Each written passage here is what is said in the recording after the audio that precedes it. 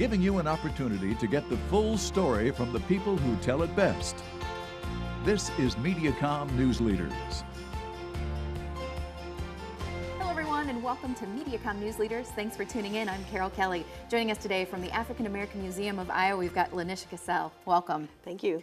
So let's talk about this huge anniversary, 25th anniversary of the museum. Tell us a little bit about your favorite highlight. Well, you know, there's been so many great things happening throughout the year as we celebrate our 25th anniversary, but I think the highlight for me has been the installation of our Martin Luther King Jr. Memorial Bridge banners, and they were installed in June, right in time for Juneteenth celebration. And it's been a labor of love. We've had some community stakeholders who have really supported the idea and have put some resources up for it. So it was a really great thing to have happen, and people have been really positive in feedback. That's been amazing. 25 years to be anyway. That's an accomplishment. It really is. So tell us a little bit about current exhibit. You've got a temporary exhibit that's just recently new, Driven by Hope. Tell us about Yes, Driven by Hope just opened on September 7th and 8th, and it'll be up through August. It's about African American migration to Iowa right after the Civil War and through the Great Depression. So it'll be really engaging. There's a lot of interactive things for people to be engaged with, and it's great for children and adults. Talk to us about that. Walk us through the museum, kind of some of the things that we should expect when we come to visit. Sure. I don't want to give too much away because we want people to come in, but there's a boxcar that represents that period of time when African Americans were not able to afford to purchase property and have homes, but lived in boxcars. So there'll be a boxcar that you can actually kind of get an idea of what it might have been like. There are some maps that show different periods of time when you can look at different counties and cities in Iowa and look at the population of African Americans and how it changed over time through that period.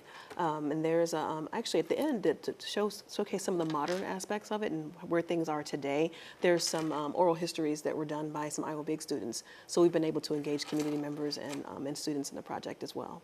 Well, kids are back to school, so let's talk about just kind of the role of the museum in really just educating the community. Sure, I think that we serve the community as a supplement or a complement to what's happening in the school.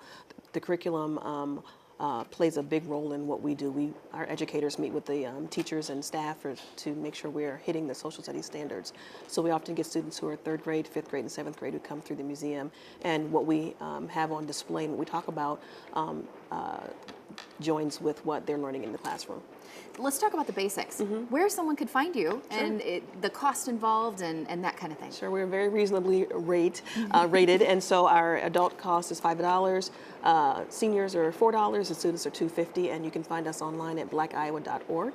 You also do some great events in the community. Yeah. Tell us briefly about you've got the History Makers Gala. Yes. So the gala is our only fundraiser, and that's October 4th at the Kirkwood Hotel.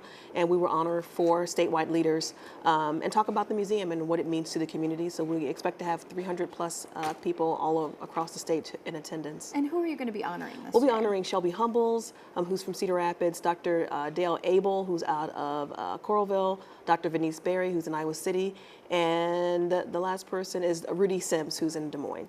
And tell us also where someone could get tickets and that information on the gala. You can register, make reservations online at blackiowa.org under the History Makers Gala. You can reserve individual seats, or you can also purchase a table. So going into the holidays, just tell us an invite, really to get the community engaged and to really come and visit. Yeah, absolutely. Oh, there's so many things going on. We're going to be partnering with some community students and other volunteers who are going to come in and do some projects on site. We've got a pumpkin painting activity happening. There's an event there's events happening all throughout the year. So we're excited to have them come through. Where can someone learn all the things that you're working on behind the scenes, maybe upcoming events, upcoming exhibits, that kind of thing for the museum? All of our events and activities are showcased on our website at blackiowa.org and also on Facebook, Twitter, Instagram, so you can follow us anywhere.